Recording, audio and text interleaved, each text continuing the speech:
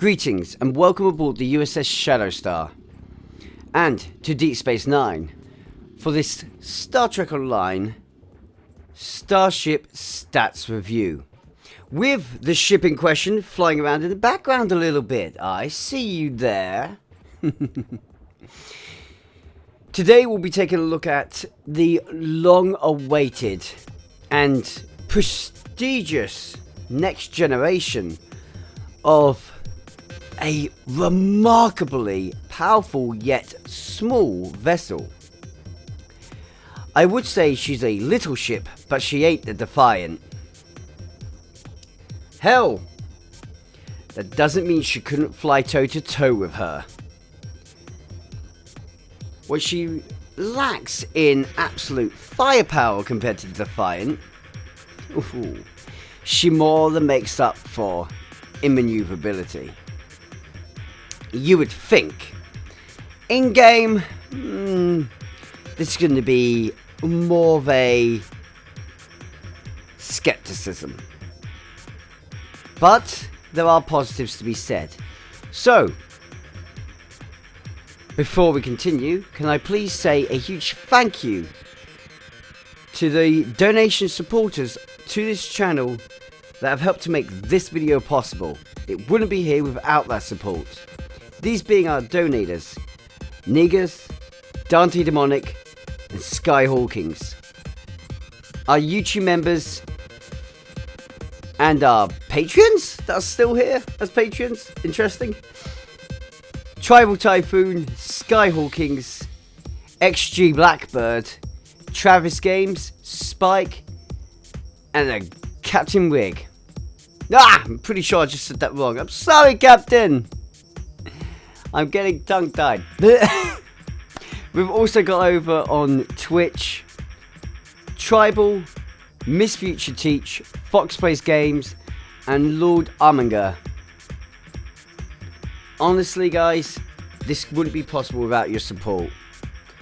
On that same note, allow me then, at their gracious generosity, to introduce you to the USS Cutlass, aka the Da Vinci class Miracle Worker Escort.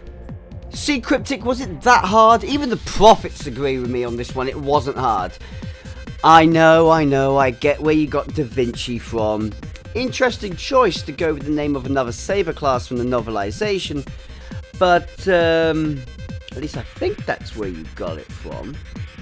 My only issue is you were able to keep up the sword names along with the Ashin and the Saber and Rapier, Saber being the original one. You then came up with the Gladius, the name of a Roman sword. I've got Cutlass. What happened to Katana? This has actually a very long list of different blade names, so I'm going to stop there. Claymore. It's you had some options. Naginata. Oh wait, no, that's not a. Well, it's a blade, but it's not the same thing.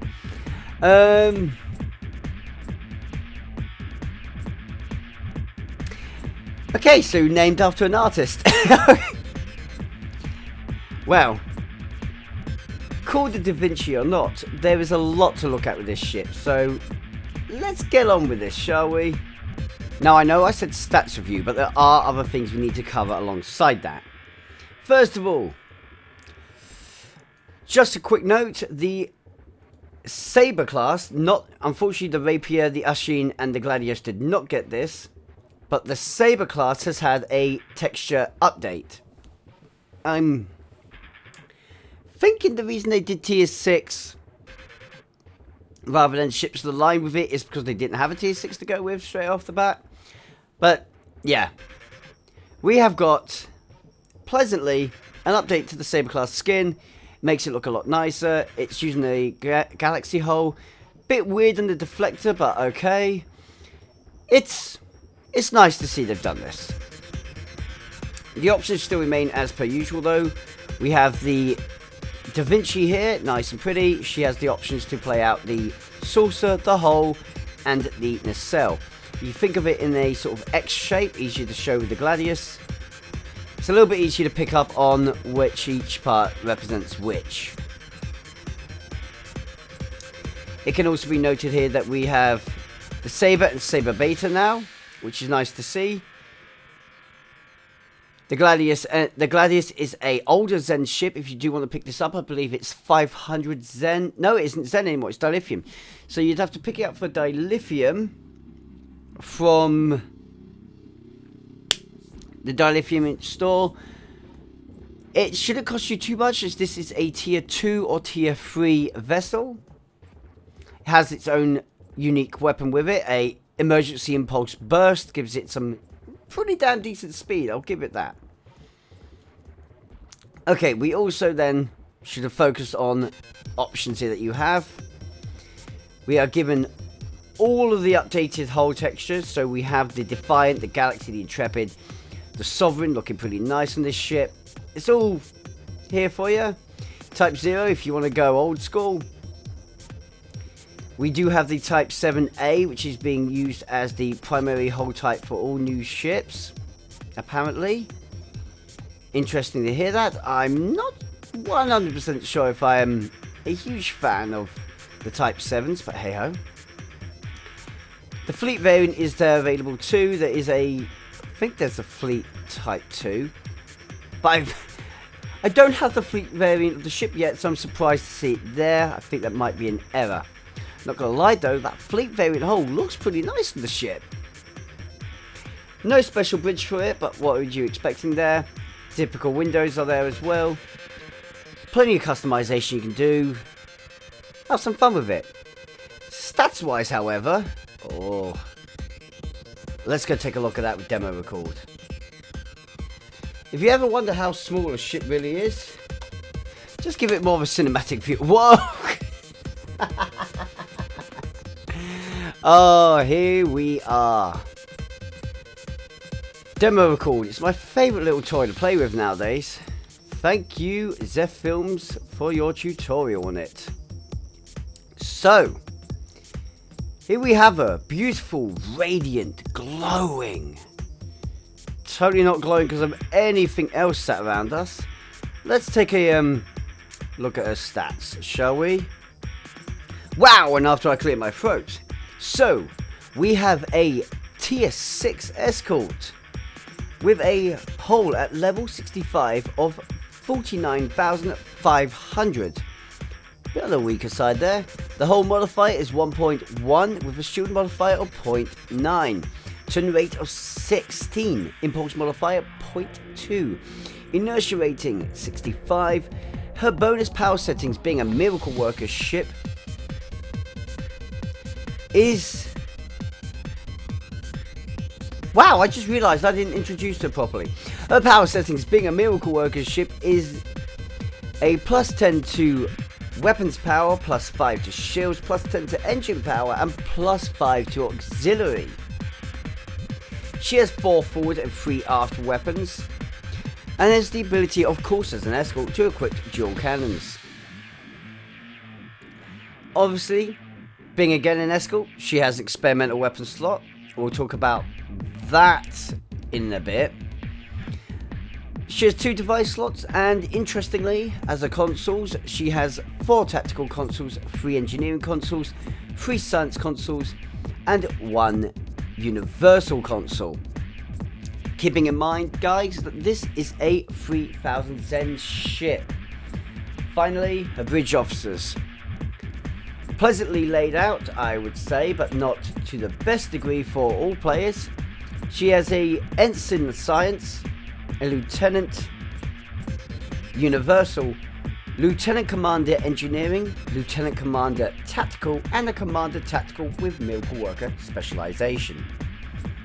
Powerful, but not perfect. Excuse me. This has led to her being very tactically orientated, but simultaneously she doesn't reach the pinnacle of tactical because there are certain things she's missing.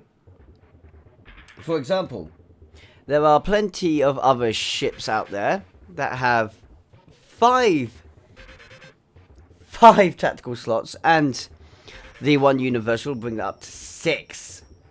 She's bringing herself up to 5 if you want, 6 if you want. But when you come to an Escort, you would have thought the option of going 7-3-3 would be a possibility. Now, I'm not saying this is a good thing to do. By all means, anyone who knows the game well enough by now knows TAC DPS is not 100% the way to go. Like, completely specialized tactical DPS is not 100% the way to go to really hit the peak of DPS output. Yeah, it's possible, but not necessary. What I am questioning is the fact that it is a 4-3-3-1, not say a 5-2-3-1. Now, the fleet variance does give some extra strength to it, but not again where you'd expect it to be. The fleet variant gives 1 extra engineering console slot. Preference for me would have been science for the fleet variant. I will explain in a second. It also brings your shield modifier for the fleet. The fleet variant has a shield modifier of 0.99, nearly 1. And I believe it's 1.2. I'm being an idiot here because I can check, so let's double check this. The fleet variant stat is hull modifier 1.21, shield modifier 0.99, yeah. And 1 extra engineering slot. I mean, I'll be honest, you could have OP'd it. It could have been OP'd. And all it would have had to have done is gone decisively, well, let's make the fleet variant have 1 extra universal slot. Can you imagine how powerful that would be? The fleet variant having 2 universal slots without being X upgraded. Now, if they did that on the fleet variant, I would actually dismiss the kind of DPS weakness this ship has for its peak, on the sense of it can achieve its peak, but it would have insane flexibility, so it could be forgiven for not being at the pinnacle of the rest with the rest of DPS ships, just because it's got a flexibility none of them have. But again, a little bit OP. I understand why they didn't go for that with the fleet variant. There's just a few other things I want to question here. Why the lack of science potential? I mean, it's there. You can obviously use the universal seat as a science seat if you wish. Probably what I would do. It is what I'm doing. But this ship is definitely focused towards the engineering aspect. Secondary focused is engineering aspect. Meaning for me, the best builds you can go for on this ship are thus TAC DPS, which will not reach the same level as other TAC DPS escorts you can pick in the same price bracket. You can go for whole tank. You're easily generating threat with the amount of damage output this ship does. You'll then just have to worry about keeping survivability up there. Now 1.1 is not a lot of hull, but thankfully there's enough engineering in this ship to give you a decent combination of hull regeneration and hull defense. And then finally it would be tactical support. Now don't get confused here when I say tactical support. I don't mean as a support DPS vessel, I mean tactical support. You'll be flying the attention role of pretty much providing additional damage. You have to provide the additional damage, so other DPS players may not like you because you're not actually adding to their DPS output, you're just providing the additional damage to that target. Essentially, you become a wingman to the DPS that's out there. You're also providing some level of distraction because you pull in some of the threat there. meaning should the tank fail to get all of the threat, you're likely to be the second target, and you would have some basic abilities to debuff or drain the enemy just to help the other DPS vessels deal that extra punch. That is the idea of a tactical DPS. That is what you're going for. You have a debuff and additional damage while also maintaining a additional target to be aimed at rather than the main DPS vessel. The problem is, that kind of build, you don't hear much about that kind of build really in this game from what I've noticed, because it's not really advisable. If you're going to go down that route, you might as well just straight up go tank. Because tanks already in this game by nature have to deal a decent amount of DPS. Or you might as well go tactical DPS full in, which means you now you're now dealing out the damage, but you're not. You could have picked a different ship that would do it better. Unfortunately, in the Zen store, at the 3000 Zen price bracket, we have the Hestia, we have the Defiant, and we have the Akira that all do it better. Yeah. However, you could have made this ship one better by adding it a hangar. That's all I think that's all they had to do. Give it a hangar. Pull it alongside the Akira.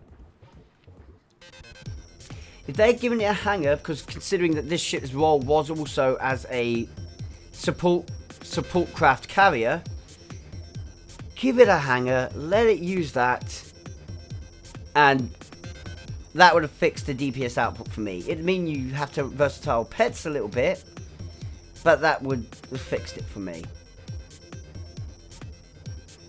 I'm not saying Cryptic got this ship wrong. I'm saying there's just little bits to improve it. Does this mean I don't really think the ship is a viable ship? Well, first of all, it's in the Zen store, so that immediately makes it way more accessible, and it's account unlocked, which means, yeah, straight away, good ship compared to just about any other ship in this game that we've reached recently. You know, love to be in the naughty places. So, yeah, I'm really happy with this ship. Now, we're going to go back onto some negatives. Again, because there are some negatives with this ship. However, so far, I'm actually happy with her. As much as she's not the pinnacle DPS output, she's a nice looking ship for those who like Space Barbie, and she has DPS potential. That universal console could always be used as the 5th tactical. It is there. Same to be said when you X upgrade her, and even more beyond that, she's not flying too dissimilar stats to the Defiant. Not the legendary, but the Defiant that you have for tier 6. For those that don't know what that means, that does mean she's got quite a lot of output. Okay, to another negative. Okay, so here's what we've got as far as what I mean by another negative. 3 things to talk about. I actually didn't look at this in testing and I've just realised. Oops, I'm sorry YouTube members for that one. We have the energy overdrive trait. Talk about that last. Because I haven't looked at that yet, I don't know if that's good or bad. I can tell you a bad though. Gatling emitter. Now, sounds like a good weapon, doesn't it? When you think of it, it's got a rapid non-stop damage after spin up. After a 3-second lock-on time, which is its spin-up time, it will deal 427.7 kinetic damage for ×4 per second to one foe until it's no longer a valid target, so until it's destroyed or it's out of range. During ambush, whatever, that's cloaking ability boosting, who cares? Right. Where do I begin? I'm not going to upgrade. I'm not going to upgrade this weapon to Epic Mark 15 because it doesn't deserve it. Its strengths are, even when certain abilities such as the Troyes Protocol comes into its secondary effect and you're now stealthed, your weapons are offline and all that. Yeah, funny enough, that doesn't go offline. That will continue to fire. Got that in testing nice and clear. Pretty good, I noticed. Thought that was a very nice little tribute. Very powerful in that sense, meaning you will continue to deal damage even if it's utterly worn out. However, negative to that side effect is... Hello, my friend. That charge up time can affect your other weapons. In testing, I took strong note of the fact that while that was doing its 3-second charge up, I often found my weapons would not fire. My other cannons weren't firing, my torpedoes weren't firing, my beam wasn't firing. And that to me screams problem, issue. No. It should not be doing that. It should not be stopping every weapon from firing because it needs a lock-on. That's very hazardous to DPS. People are looking for a good DPS score because that's 3 seconds they're not putting any damage out.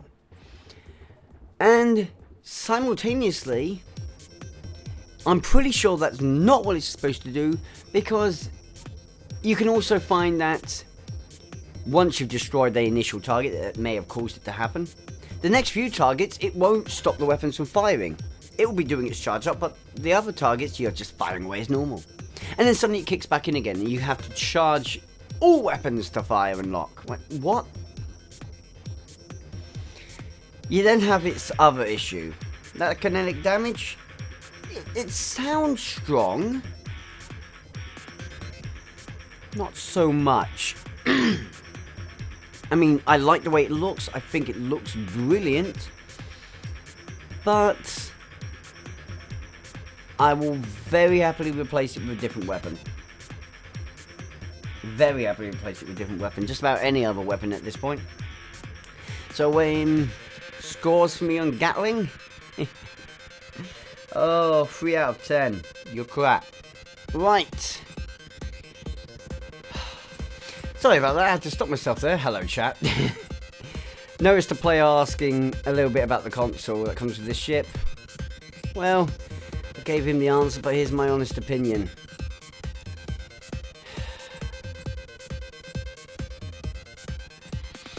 Until I do the additional testing that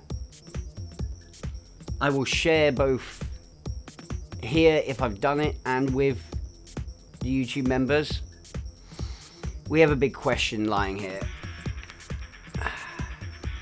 With 28.5% outgoing hull healing, that's pretty good.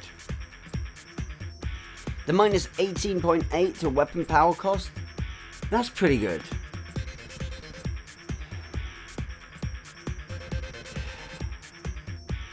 Troyes Protocol, haste, beam damage, and unkillable, then hull and shield heal, plus stealth. Now, I don't know if it glitched out for me, because I feel like mine went from stage 1 to stage 2 during testing very quickly. It's also how I found out the Gatling will continue to fire.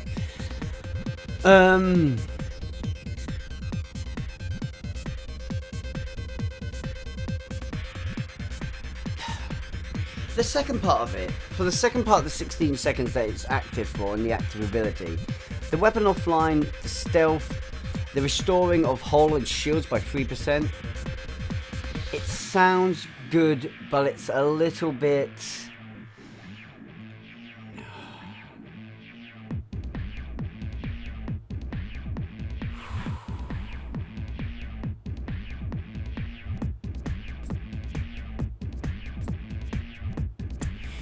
It's not exactly for me. You see, even DPS players will know this bit. When you're offline for this long, your DPS crashes through the ground. DPS players will not want to use this console. But this console would have been good for them on the first part with that energy damage. What? 30% beam damage, should that not say, and 125% to haste with energy weapons and unkillable. Now, I have a suspicion here. I feel like that's supposed to say 30% beam damage, but 125% energy weapon haste, or it's supposed to say beam haste. Whichever it's supposed to be, I don't know, but this is it. It's contradicting itself here. Is it just beams? In which case, with my ship, the only thing that's going to help is that Omni. Or is it all energy weapons? In which case, it will help my cannons. Now, I need to do a specific type of testing for this. Something that I couldn't even do on screen for my YouTube members easily. Which is why it's going to have to be an additional tack on when I get myself around to doing it. And I will put that out there for my YouTube members, as well as for you guys. I'll give you the basic information for it.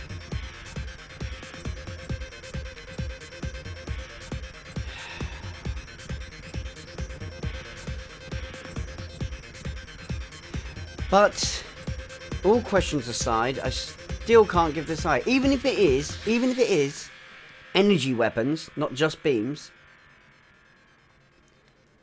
this console gets 5 out of 10 from me. Because half of it is exceptionally good, including its passive ability. But that offline bit, the final 8 seconds, no, that destroys it. Because this, yeah, obviously this is trying to be a tactical support console. You can tell by that healing set part. But mercy have mercy.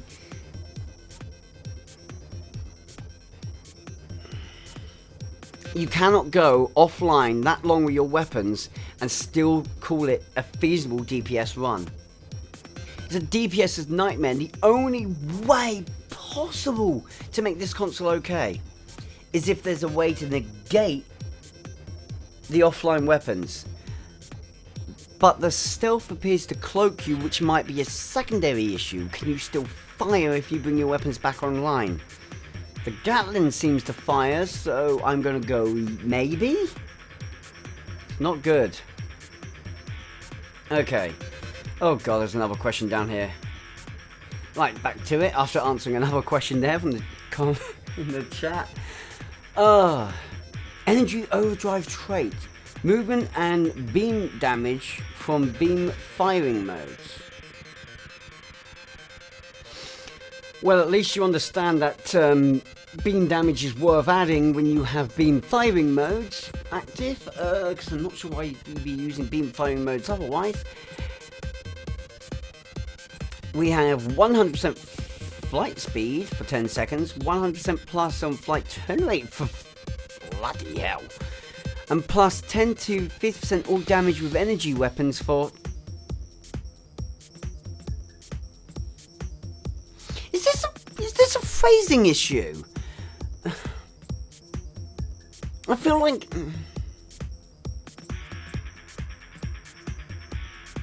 I'm going to end up posting up on...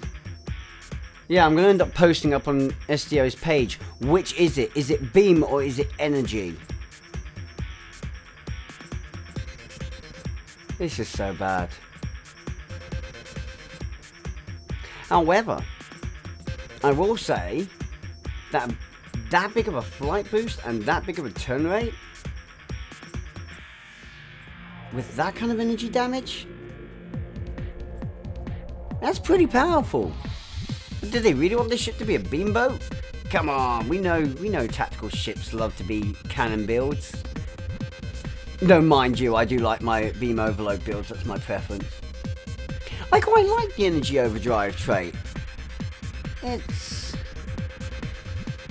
It's interesting. I can't say it's going to be a must-have trait, but it's definitely an interesting one. It would be definitely a useful trait for those ships that lack a sizable speed in turn rate.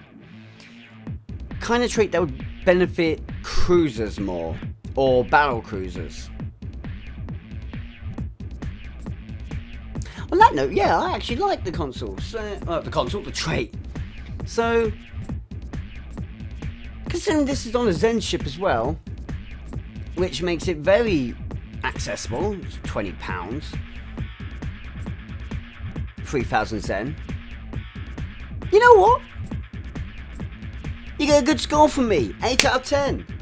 Good going. Good going, energy drive. Energy overdrive. I like that trait. Yeah, okay. I'm happy. But you know what this means? This means I need to shut up and take the ship into actual action now. So if you don't mind me, I'm just going to be a second, and we'll head into action. Ich bin ein human.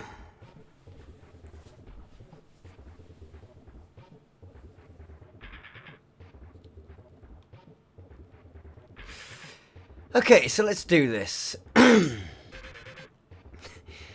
Galaxy hole, because why not? I'm sorry, it looks better.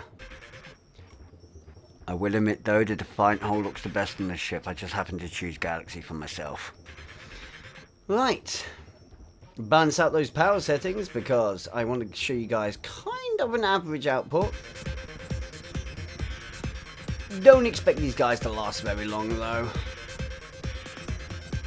I may have been being nasty about this ship's output and damage, but I'm pretty sure this is, well, with no boosting to effects.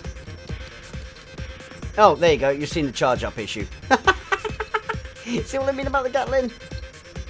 Now, the good thing about the Gatling though is it is 360 degree. I didn't mention that part, did I? And with this ship being a miracle worker ship, it has innovation effects. Ooh.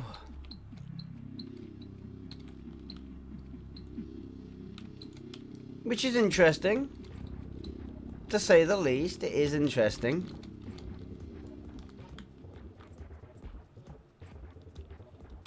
Come on, burn away! Burn!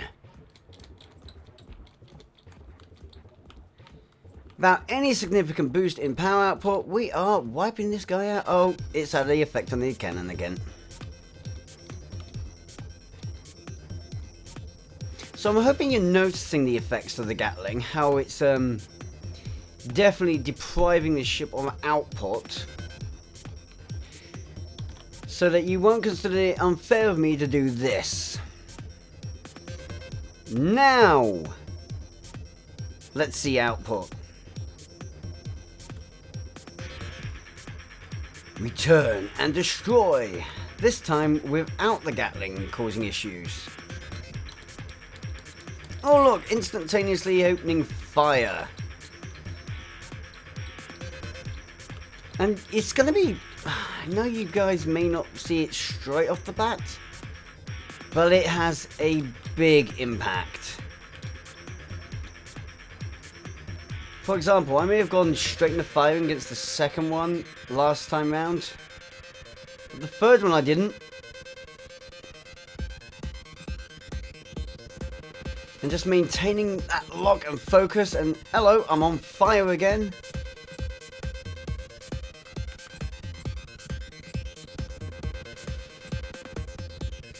Each kill just came quicker. I'm sorry, that impact is too big. Gatling, If that is intentional, I don't like it. What the hell is going on with that? I've just found the warp core exit point.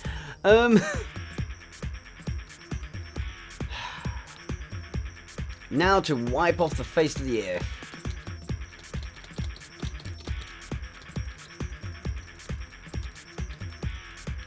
One gone. Keldon. You know that Keldon is tougher. Look at the damage I've just taken. We know that Keldon is tougher, but I'm still going to charge up there. I'm actually unleashed the main ability now. Hopefully it doesn't set off too soon. Goodbye. And in 8 seconds, I lose my ability to fire. There you go, stealth mode. And it's like a weird variant of cloak. Now, can I get weapons back online? Huh. I'm not sure if weapons came back online or not just then.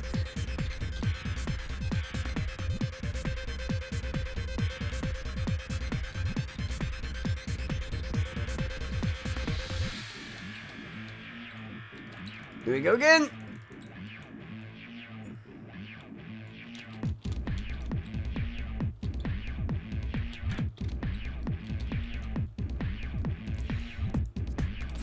Personally, this ship could be stronger. It could have been stronger.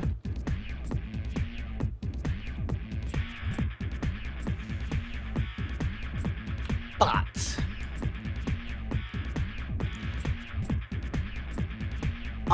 this isn't to say I'm disappointed with the ship. I'm actually really happy with it. I think it's great.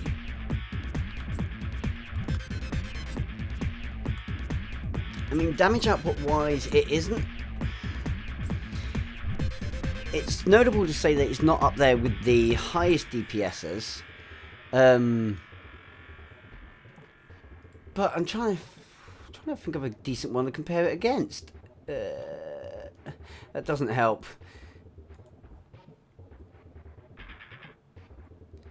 Like, see, yeah, even the Akira has 5 there. It's 532. The Valiant is actually the same. It's on line with the Valiant. But then again, the Valiant just comes with a better... The Quantum Warhead module is a better console, dealing incredible DPS output. And Withering Barrage is such a powerful trait. It's a very go-get trait. This ship also has... Oh, look at that. Slightly less hull. 40,000, yeah, that's a 1. That is 1. Basically, it's a 1-1 with the modifiers. Turn rate 17. Plus 15 to weapons, plus 5. Oh, there you go. There's the power of this ship right there.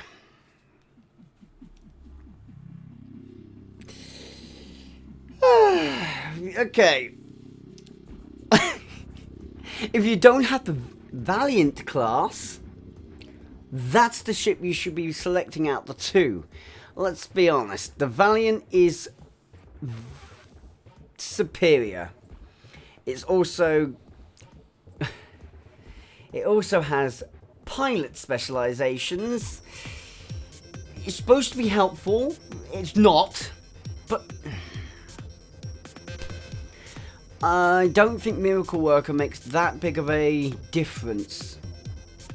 I mean, I'm not even using Miracle Worker abilities right now, my variant of the build, so... Not that I can really talk. I'm trying to think of other escorts.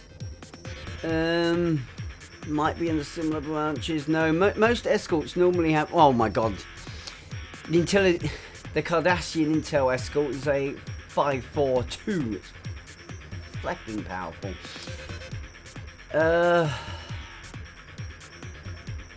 Can't defend it. I'm finding it very hard to defend the stats. Don't like that.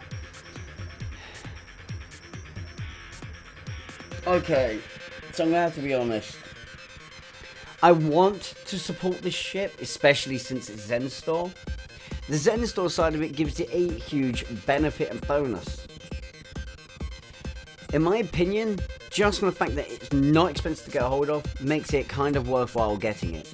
Because it supports the game, gives them more reason to put things into the Zenstore, and also, it's that extra ship with that extra set of options.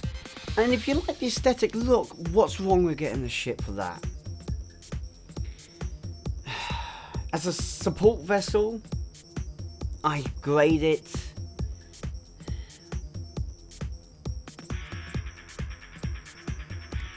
engineering wise, it's reasonable. It hits 7 out of 10. Science wise, it's 5 out of 10. So I'm going to grade it 6 out of 10 for support. For tank, shield tank's down to 4 out of 10. It's not very strong, but it kind of gives itself an up on the fact that it could have 4 science consoles. Boosting that science side of things, it's just the shield modifier is so weak. And which officers on the science side of things are also limited. However, hull tanking wise, it's got incredible potential hull tank, especially the fleet variant that can go up to 5, even 6 engineering consoles, which gives it tanking potential. With decent bridge officer layout and the universal and engineering, I'm going to give it 8 out of 10 hull tank. This is keeping in mind though it is an Escort. If this was a cruiser, it would be still scoring down with 6 out of 10. It would not be scoring anywhere near as high. But as an Escort, as a hull tanking Escort, 8 out of 10. I'll give it some credit on that. Regenerative tank, that comes down to science really. Well, a combination of science and engineering. That's this ship's weak spot. Again, the science side of things. So that's going to be 6 out of 10 with me. Overall score tanking, 7 out of 10. Score slightly higher because it's an Escort managing to do some variant of tanking. DPS. Side DPS, one of the most potent forms of damage output going is the science side of it. And this ship lacks there. However, not completely. So, I'll give it 7 out of 10 on side DPS. However, this comes down to you knowing what to do in order to achieve the science side. In truth, it's only scoring that high because of its ability to hybrid the science side with tactical. Tactical DPS. I can't give it as high score as I want to give it. It's an Escort, so it should be really good. The Valiant, or the Defiant Tier 6, actually has variants to counteract its weakness of the 4 TAC consoles by simply having incredible power output. Now, here's the thing. This ship does have a universal slot. So it is technically able to do what the Defiant cannot, which is 533.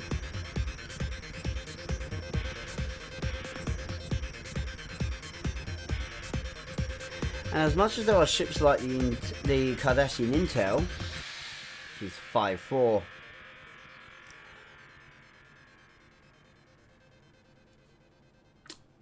I'm going to give this ship a little bit of benefit of the doubt, and I'm going to still have 8.5 out of 10 for tactical DPS, with an overall DPS score of 8 out of 10. I would give it 9, but the console, the trait, the experimental weapon, they are sort of the strength and weakness of this ship. I want to give this ship a 9 out of 10 for overall score. I can't. Trait is a saving grace, but the console and the experimental weapon ruin it. So I'm sorry. Final score on this ship,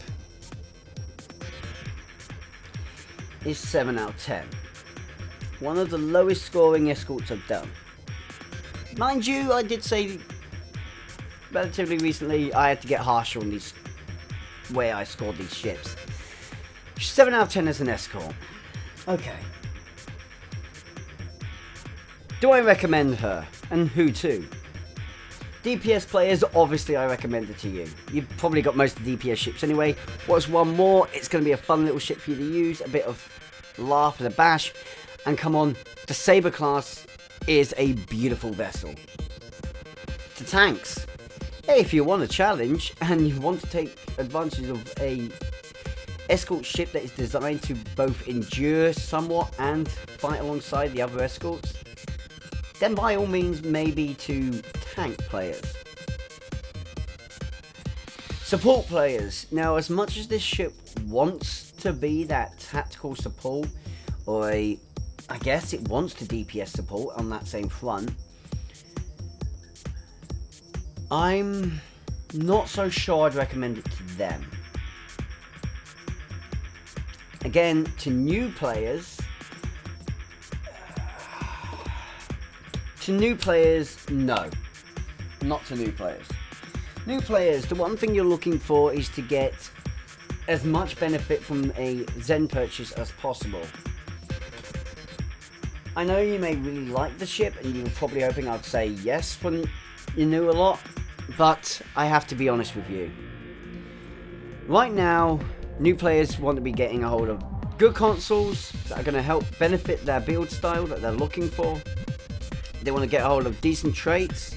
Again, these are found elsewhere, because this trait is not one I'm going to say is a meta trait to get a hold of to really boost up any builds. And the experimental weapon, that's just a no-go. It's no-go for everyone, really. So I don't recommend her to new players. Space Barbie. Maybe, guys. Do you know what? Your Space Barbie may like this, but I will warn you, the update texturing to the Saber makes it not exactly like nacelles anymore. The nacelles don't attach to it the same way they used to. Bit of an issue. Unless you like a little bit of wing poking through your Gladius nacelle. The Saber class is a wonderful and beautiful ship. The Da Vinci Miracle Worker,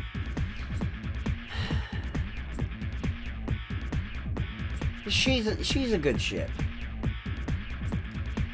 What do you think of her? Let me know in the comment section whether you're not going to be picking her up or not. If you like her, if you think the same things I'm thinking, or if you think I'm being a bit too harsh on certain elements, please let me know. And if there's a ship you specifically would like to see me do in the future, then please comment that as well. But for now, can I just say, thank you so much for watching to the very end of this video and taking the time out of your day to show this channel a little bit of support. If you've liked the video, then please consider hitting that like button and sharing it on your favourite social media platforms to help the growth of this channel. It really would mean a lot. Can I also say a huge thank you again to the donators to this channel who have helped this channel grow and help support what I do. You're making this channel's dream a reality, and you're helping my health in the process massively. If you wish to join the people credited on the screen right now, then the link for that is in the description below. And as it's time to disembark, I'll simply say thank you for all those present. If you wish to remain as part of the Shadow Star crew, make sure you subscribe and ring that notification bell in order to keep up to date on future missions. But until those, live long and prosper. Ciao for now. Engage.